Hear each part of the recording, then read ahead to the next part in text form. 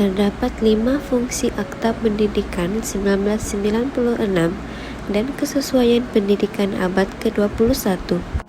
Fungsi yang pertama adalah memelihara hak dan kepentingan awam.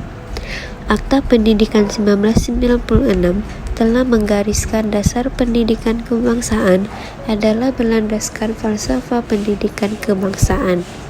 Dasar ini dilaksanakan melalui satu sistem pendidikan kebangsaan yang memperuntukkan bahasa kebangsaan sebagai bahasa pengantar utama. Kurikulum kebangsaan dan peperiksaan yang sama, yaitu pendidikan yang diberikan adalah berbagai komprehensif skop dan yang akan memenuhi keperluan negara, serta memupuk perpaduan negara melalui pembangunan budaya, sosial, ekonomi, dan politik selaras dengan prinsip-prinsip rukun negara. Selain itu, pendidikan sekolah rendah, sekolah menengah, dan universiti adalah menjadi lebih sistematik. Dalam daripada itu juga, pelajar juga dapat memupuk nilai-nilai murni dan perpaduan kaum antara pelajar Melayu, Cina, dan India. Walaupun daripada bangsa, agama, dan budaya yang berbeza, mereka dapat menyesuaikan diri dan bekerjasama antara satu sama lain. Seterusnya, fungsi yang kedua adalah untuk memastikan pembangunan negara dalam berbagai bidang. Pendidikan adalah untuk membolehkan masyarakat Malaysia menguasai ilmu, kemahiran, dan nilai murni yang diperlakukan dalam dunia yang bersaing tinggi ini, serta bersifat global.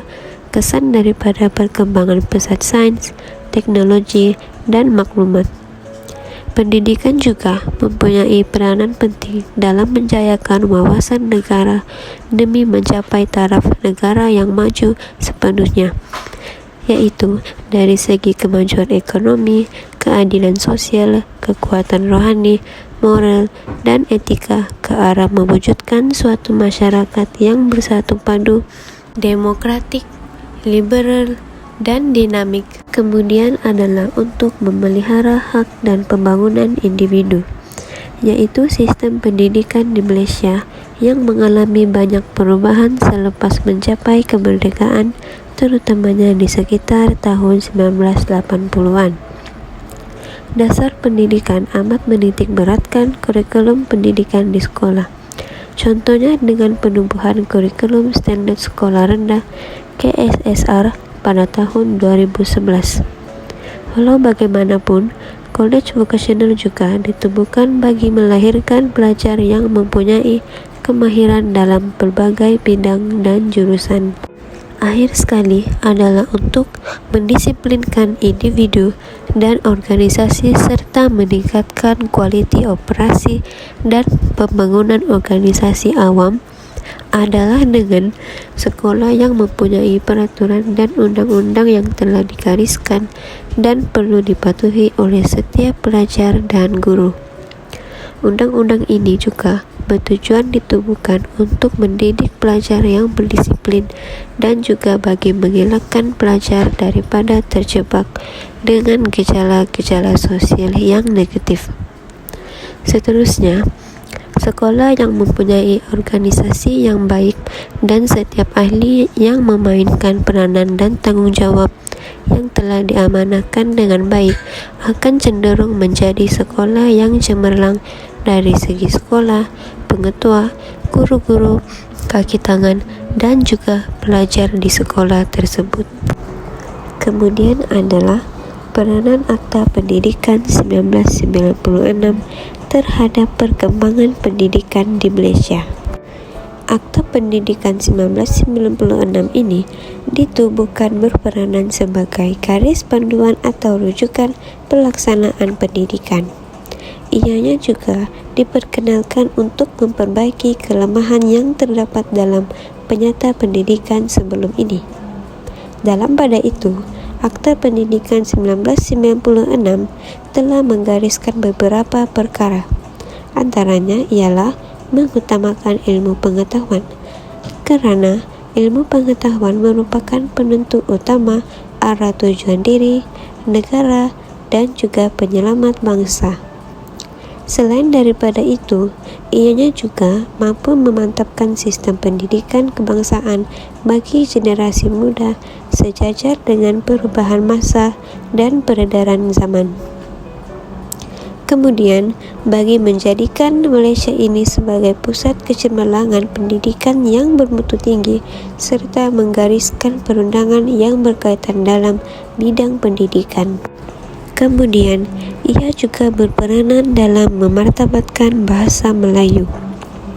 Kedudukan bahasa Melayu diperkukuhkan lagi dengan peruntukannya sebagai bahasa pengantar utama dalam sistem pendidikan kebangsaan dan mata pelajaran khas. Selain itu, bahasa Melayu juga dijadikan sebagai bahasa pengantar utama dalam sistem pendidikan kebangsaan. Malahan, bahasa Melayu diwajibkan sebagai mata pelajaran yang diajar di semua sekolah dan institusi pendidikan. Pada waktu yang sama, ianya juga berperanan untuk kesaksamaan peluang pendidikan. Hal ini demikian, setiap warga negara Malaysia berhak mendapat peluang pendidikan yang adil dan sama rata tanpa mengira kaum dan juga budaya. Selain daripada itu, peluang untuk belajar juga diberikan kepada semua golongan rakyat tanpa mengira latar belakang ataupun kedudukan mereka sama ada di bandar maupun di luar bandar. Selain itu, Akta Pendidikan 1996 ini juga berperanan untuk mematuhi peraturan yang perlu dipatuhi. Karena terdapat banyak peraturan yang telah ditetapkan dan wajib diikuti oleh pihak-pihak yang berkenaan. Contohnya adalah peraturan-peraturan pegawai awam, yaitu Kelakuan dan Tata Tertib 1993 Pindaan 2002. Peraturan-peraturan ini juga amatlah penting bagi memastikan pejabat awam menjalankan tugas dengan lebih cekap, amanah, serta bertanggung jawab. Kemudian, menjadikan sistem pendidikan yang sistematik. Dalam Akta Pendidikan 1996, konsep sistem pendidikan kebangsaan dimantapkan dengan meliputi di kesemua peringkat persekolahan daripada peringkat prasekolah hingga ke peringkat pendidikan tinggi serta meliputi semua kategori sekolah yaitu sekolah kerajaan, sekolah bantuan kerajaan dan sekolah swasta. Malah pendidikan khas juga diberi tumpuan.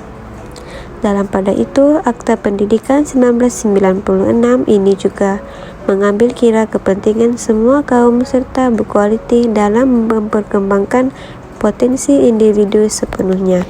Peranan yang terakhir adalah kelestarian pendidikan, yaitu Akta Pendidikan 1996 ini menjadikan sistem pendidikan di Malaysia menjadi lebih baik, yaitu dengan pelaksanaan kurikulum di sekolah yang mengupayakan murid dalam menguasai pelbagai kemahiran yang diceburi.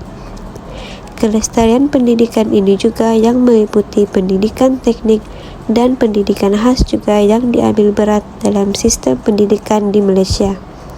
Maka, peranan Akta Pendidikan bagi kelestarian pendidikan ini juga mampu melahirkan murid yang berdaya fikir lestari, yang bersikap responsif terhadap persekitaran dan kehidupan seharian. Justru itu, berkemahiran dalam mengaplikasikan pengetahuan, kemahiran dan nilai yang diperolehi serta boleh mempersiapkan murid bagi menghadapi cabaran dan isu semasa di peringkat tempatan, negara dan antara bangsa. Implikasi Akta Pendidikan 1996 terhadap pendidikan di Malaysia. Terdapat dua kesan, iaitu kesan positif dan kesan negatif. Terdapat 5 kesan positif. Pertama adalah perubahan kurikulum kebangsaan. Akta Pendidikan 1996 Seksyen 18 memperuntukkan semua sekolah perlu mengikut kurikulum kebangsaan. Ini membantu perkembangan potensi murid dan melahirkan insan yang sempurna. Di samping itu, untuk membentuk warga negara yang dapat memberi sumbangan kepada diri, keluarga, masyarakat dan negara. Seterusnya, perluasan sistem pendidikan. Berlaku perluasan sistem pendidikan swasta terutamanya di peringkat tinggi. Pendidikan swasta ditubuhkan bagi menampung bilangan pelajar yang layak menyambung pelajaran di peringkat yang lebih tinggi dan dapat mengurangkan kos pembelajaran. Antara contoh pendidikan swasta yang ditubuhkan ialah Universiti Teknologi Petronas, Universiti Tenaga Nasional, Universiti Multimedia yang memberi peluang kepada rakyat untuk melanjutkan pelajaran dalam pelbagai peringkat. Kan ini terus berkembang secara sistematik dan memperuntukkan wang yang spesifik. Hal ini bertujuan untuk membantu melahirkan insan yang berilmu dan berupaya memajukan kehidupan yang memenuhi aspirasi negara. Seterusnya, pendidikan khas mula diberi perhatian. Pendidikan khas diberi tumpuan bagi membantu meningkatkan potensi diri, keyakinan diri, kemahiran diri, dan keupayaan untuk berdikari dalam kalangan OKU dengan memberi peruntukan khas kepada golongan ini. Bukan itu sahaja, Kementerian Pendidikan Malaysia juga telah mengambil langkah cekap untuk menyediakan sekolah yang sesuai dengan masalah yang dihadapi oleh pelajar tersebut, seperti sekolah pendidikan khas, pendidikan inklusif, dan sebagainya. Dengan adanya pendidikan khas ini turut membantu mengeratkan hubungan dan komunikasi antara kaum Melayu, Cina, India, dan bumi putra lain. Selain itu, pihak Kementerian Pendidikan Malaysia turut mewujudkan pendidikan prasekolah awal kanak-kanak bagi warga negara yang berumur 6 tahun. Pada tahun 2003, kurikulum prasekolah kebangsaan telah diperkenalkan dan telah ditukar kepada kurikulum standard prasekolah kebangsaan. Pendidikan ini diwajibkan menggunakan garis panduan kurikulum prasekolah yang telah dikeluarkan oleh Kementerian Pendidikan.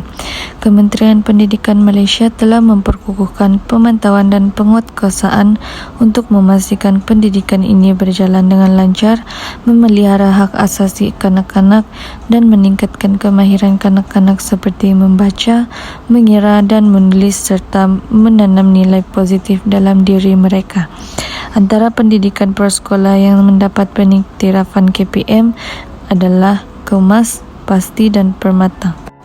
Akhir sekali, pendidikan teknik dipertingkatkan. Pendidikan teknik adalah tertumpu kepada meningkatkan kemahiran dan praktikal dengan membolehkan politeknik mengadakan program dengan kerjasama mana-mana institusi perbadanan dan organisasi perindustrian. Kerajaan juga mengadakan program berkembar kursus peringkat diploma dan ijazah dengan institusi-institusi pendidikan tinggi sama ada di dalam dan luar negara serta lebih cenderung kepada pendidikan sains dan teknologi bagi memenuhi tenaga kerja dalam industri. Antara institusi yang menawarkan program pendidikan yang bertumpukan teknik adalah Kolej Vocasional, Politeknik, TVET dan banyak lagi. Seterusnya, kesan negatif. Pertama adalah penswastaan pendidikan. Penswastaan pendidikan adalah di mana pendidikan bukan lagi sepenuhnya di bawah kerajaan kecuali sekolah kebangsaan dan jenis kebangsaan. Standard kurikulum yang digunakan juga adalah tidak sama dengan kurikulum pendidikan yang diperuntukkan oleh kerajaan. Selain itu, taraf pendidikan berbeza dan menduduki jenis peperiksaan yang berbeza. Antara contoh pendidikan yang bukan kerajaan adalah tadika swasta, sekolah antarabangsa, pusat latihan kemahiran swasta, kolej swasta, institut pengajian tinggi swasta, dan sebagainya.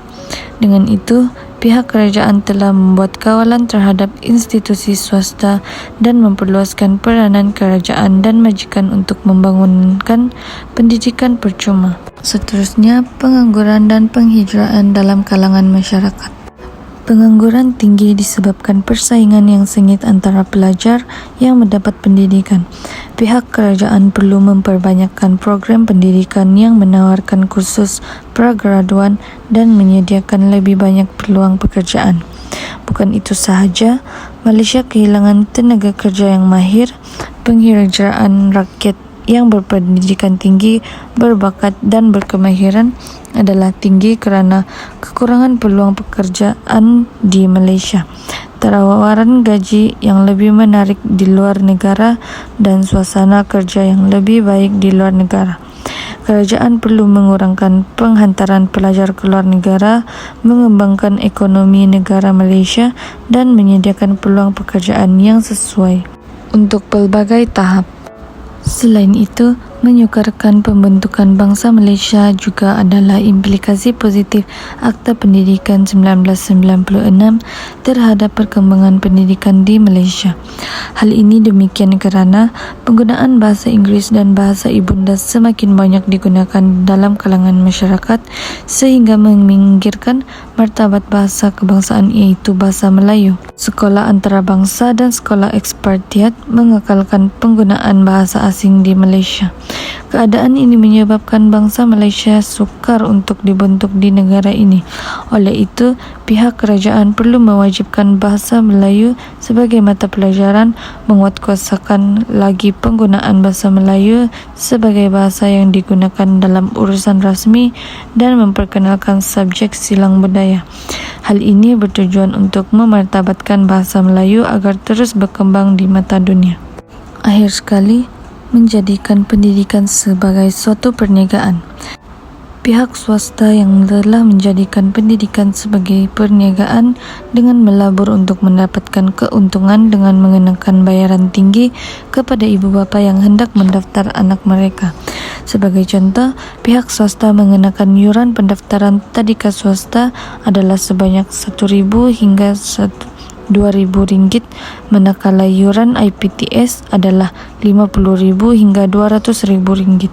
Dengan jumlah yuran yang telah ditetapkan, dapat disimpulkan bahawa pihak swasta menjadikan pendidikan sebagai perniagaan untuk memperolehi keuntungan. Oleh itu, pihak kerajaan perlu melakukan kawalan yuran di institusi pendidikan swasta, memperluaskan pendidikan percuma dan menumbuhkan banyak bangunan wakaf agar semua golongan berhak mendapat pendidikan. Cabaran-cabaran utama dalam pelaksanaan Akta Pendidikan 1996. Untuk menjadikan pendidikan di negara menjadi lebih baik, Akta Pendidikan 1996 telah digubal dan telah diluluskan oleh Yang di-Pertuan Agong pada ketika itu sebagai Undang-Undang Pendidikan di negara kita yang baharu menggantikan Akta Pelajaran 1961. Namun, sehingga kini masih terdapat pelbagai cabaran yang perlu kita hadapi dalam pelaksanaan Akta Pendidikan 1996 ini. Terdapat 6 cabaran utama dalam pelaksanaan Akta Pendidikan 1996, iaitu cabaran pengurusan sumber manusia, cabaran perubahan minda rakyat Malaysia, cabaran sumber kewangan, cabaran isu perpaduan kaum, cabaran bahasa Melayu sebagai bahasa pengantar, cabaran menjadikan Malaysia pusat kecemerlangan pendidikan bertaraf dunia. Cabaran pengurusan sumber manusia. Berlaku isu ketidakseimbangan jantina dalam pencapaian akademik di negara kita. Kita melihat unjuran yang berlaku pada hari ini di mana golongan wanita lebih mendominasi institusi pendidikan tinggi dibandingkan dengan golongan lelaki, di mana lelaki lebih memilih untuk terus bekerja setelah menamatkan persekolahan di peringkat menengah. Tekanan belajar atau stres yang dihadapi oleh golongan belia dalam pelajaran menjadi isu utama. Langkah yang boleh diambil oleh kerajaan adalah menyemak semula kurikulum ke arah yang lebih mencabar keupayaan pelajar lelaki. Hal ini terbukti dengan statistik yang terbaru iaitu pada tahun 2019 hingga 2020 yang dikeluarkan oleh Kementerian Pelajaran Tinggi pada 15 Disember 2020. Seterusnya adalah cabaran perubahan minda rakyat Malaysia yang masih melihat pendidikan ini sebagai satu alat untuk mendapatkan pekerjaan dan jawatan, dan pada akhirnya pendidikan di negara kita masih gagal mengeluarkan graduan yang mampu untuk berdikari dalam mencipta peluang pekerjaan. Kesan yang kita dapat lihat pada hari ini adalah pengangguran dalam graduan sangatlah tinggi di negara kita. Siswazah menganggur meningkat ketara sebanyak 22.5% pada tahun 2020, dilaporkan oleh Jabatan Perangkaan Malaysia dalam sebaran statistik Swisswaza 2020. Laporan ini memperihal keseluruhan penawaran buruh siswaza pada 2020 mengikut ciri-ciri demografi dan sosioekonomi Siswazah dalam laporan ini ditakrifkan sebagai individu yang memperolehi sijil tinggi daripada universiti, kolej, politeknik, badan yang diiktiraf atau setaraf dengan tempoh pengajian sekurang-kurangnya 2 tahun. Seterusnya adalah cabaran sumber kewangan. Sumber kewangan yang masih tidak mencukupi untuk menjadikan pendidikan di negara maju dan lebih kondusif. Walaupun pendidikan menerima peruntukan terbesar daripada Parlimen setiap kali bentangan bajet belanjawan iaitu antara 18 sehingga 22%, tetapi dilihat masih belum lagi mencukupi. Contoh yang paling mudah dilihat hari ini adalah apabila ketika negara sedang menghadapi pandemik COVID-19 di mana pembelajaran secara dalam talian menjadi pilihan utama berbanding secara bersemuka atas faktor kekurangan dana pihak kementerian masih belum tersedia untuk menyediakan alatan pembelajaran seperti tablet dan laptop kepada pelajaran, terutamanya kepada pelajar-pelajar yang berada di kawasan pedalaman. Kemudian cabaran isu perpaduan kaum. Di Malaysia, kita sedia maklum bahawa masyarakat di negara kita adalah masyarakat majmuk yang terdiri daripada pelbagai suku kaum dan bangsa. Maka, salah satu tujuan Akta Pendidikan digubal adalah untuk menyatupadukan semua kaum di Malaysia melalui pendidikan. Namun, sehingga hari ini masih ada tanda-tanda kelemahan dan hubungan kaum di Malaysia. Kita dapat lihat apabila setiap kaum masih dengan sikap kaum masing-masing kerana masih mengekalkan identiti kaum sendiri. Dan apabila pendidikan masih mengikut kaum, apabila dapat dilihat pada hari ini, kaum Cina lebih maju dalam bidang pendidikan dibandingkan kaum Melayu. Selain itu, cabaran bahasa Melayu sebagai bahasa pengantar. Walaupun setelah 64 tahun Malaysia merdeka dan 44 tahun pelaksanaan sepenuhnya, dasar bahasa Melayu telah menerima tamparan hebat apabila Akta Institusi Pengajian 1996 dan Akta Institusi Pengajian Tinggi Swasta telah diluluskan, di mana bahasa Inggeris dibenarkan digunakan sebagai bahasa pengantar di mana-mana institusi pengajian tinggi. Sepatutnya bahasa kebangsaan mestilah menjadi bahasa pengantar di semua institusi pendidikan di dalam langkah kerajaan untuk memartabatkan bahasa Melayu sebagai bahasa kebangsaan. Akhir sekali adalah cabaran menjadikan Malaysia sebagai pusat kecemerlangan pendidikan bertaraf dunia. Malaysia masih tercari-cari formula untuk meningkatkan kedudukan dalam TIMSS, PISA dan ranking universiti. Malaysia juga masih menghantar pelajar ke luar negara. Malaysia melihat negara maju sebagai acuan untuk membangunkan pendidikan negara kerana Malaysia masih gagal menarik pelajar-pelajar cemerlang dari negara maju untuk belajar di Malaysia. Tindakan menyemak dan menggubal kurikulum paksikan kepada keunikan masyarakat dan ekonomi Malaysia, memaksimalkan kepakaran rakyat Malaysia. Bagi rumusan, bagi membolehkan dasar-dasar dan sistem pendidikan dilaksanakan, maka Akta Pelajaran 1961 telah dibentuk. Akta ini kemudiannya dimansuhkan dan diwartakan pula Akta Pendidikan 1996 pada 1 Ogos 1996. Bagi membolehkan syaur-syaur yang dikemukakan dalam laporan Jawatan Kuasa Kabinet 1979 dan perubahan pendidikan semasa dilaksanakan. Sehingga kini, perkembangan dan pembangunan pendidikan yang berlaku di Malaysia adalah tertakluk kepada segala perkara yang terkandung di dalam Akta Pendidikan 1996.